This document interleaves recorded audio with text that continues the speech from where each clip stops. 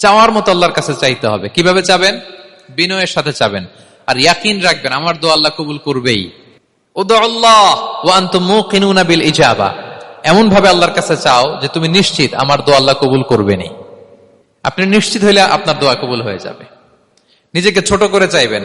ফাসআলুল্লাহ বিবুতুনি আকুফিকুম, বিষ্ণু বলেন তোমাদের হাতের তালুগুলো উপরের দিকে, ভিক্ষুকরা যেমন চায়, স্যার 2 দিন ধরে কিছু খাই নাই স্যার, 2টা টাকা দেন, এই যে ভাবে যে চায় হাত পাতে, এরকম হাতের তালুগুলো উপরের দিকে করে ভিক্ষুকের মতো আল্লাহর কাছে চাও। হাত তুলে চাও,